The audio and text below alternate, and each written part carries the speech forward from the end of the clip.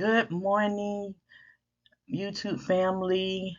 Thank you for tuning in again to Obsessed with Genealogy. I hope you all have been doing wonderful.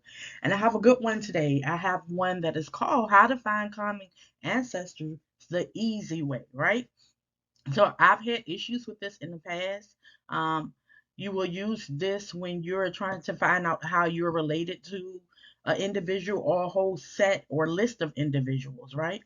So by finding the common ancestor, it helps make that process easier and identify um, like great grandparents that you didn't know about, right?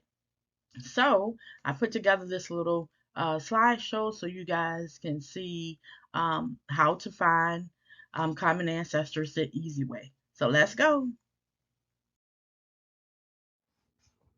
Okay, guys, so next, what you want to do is click on your DNA matches. I showed you that in a previous video. Just hit DNA and hit your matches. So you choose the person that you want to see how you guys are related in regards to finding the common ancestor. So you click on their number two, you click on their name, okay? Then you see if they have a tree, which is very important. It will not be helpful for you to use someone that does not have a tree. So if they don't have a tree, what you do is hit the share matches button. I told you before, it's at the bottom on the right hand side underneath their name.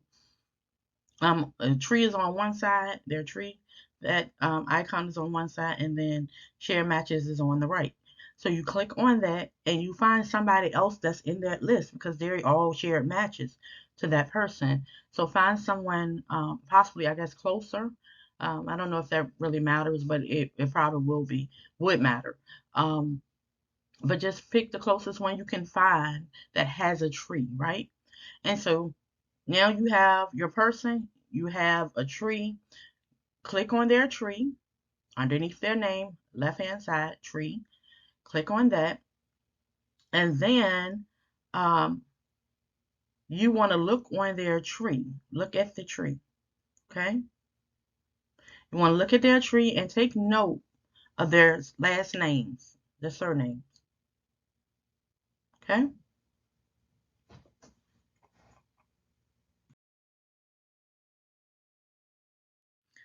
All right, guys. So now we are on our DNA match that we chose to look at their last names.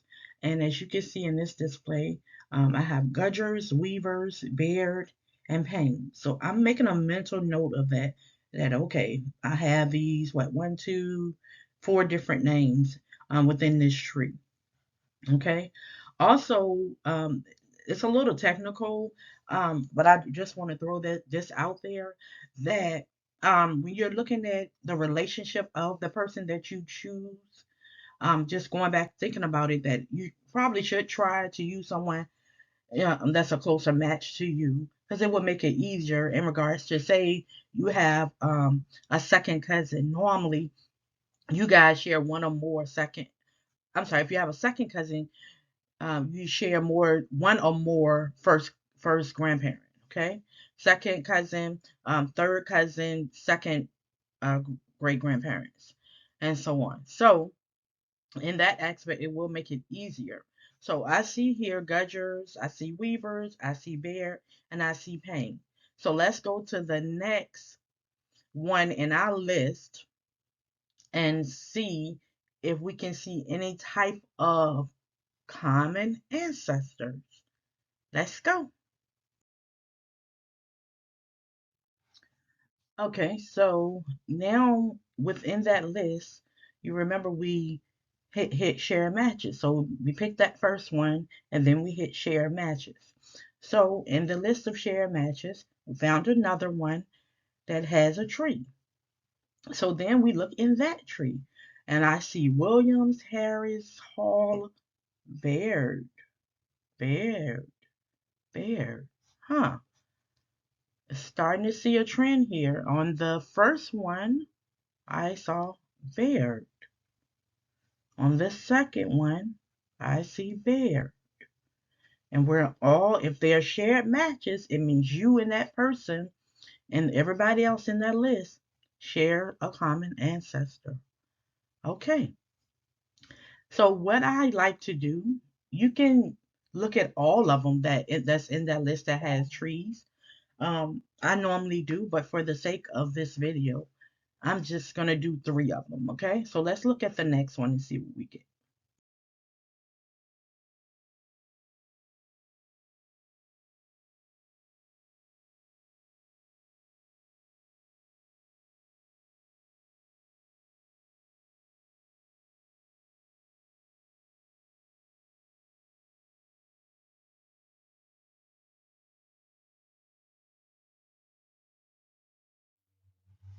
All right, so here we have a third screen, which is belongs to one of our shared DNA matches. And they have different people. They have Thomas's in here. Oh, they have Baird. They also have Rattling Hale. They're Indians. So, pretty interesting. Um, if I go back and take mental notes or notes on paper, whichever works for you, I think we've found a common ancestor. Now you found a last name for a common ancestor. Now what do you do?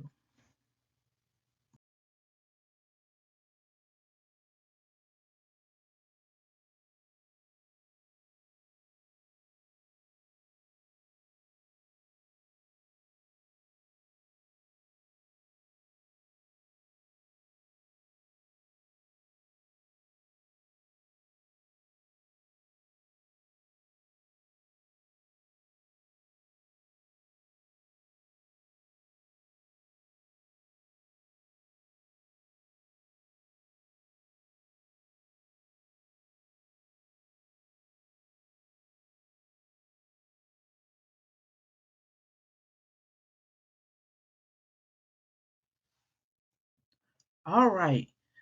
So as you can see, I have a title as the first names matter too. At this point, the first names do matter. You can, if you want, you can look at the first names also. But for me, at the beginning, the last names are important. It's important for me to get that target surname or last name to focus on. And then I look and see if it's a repeat of the same person. So you have the target last name. Then you want to start looking at the surname and see if it's the same person.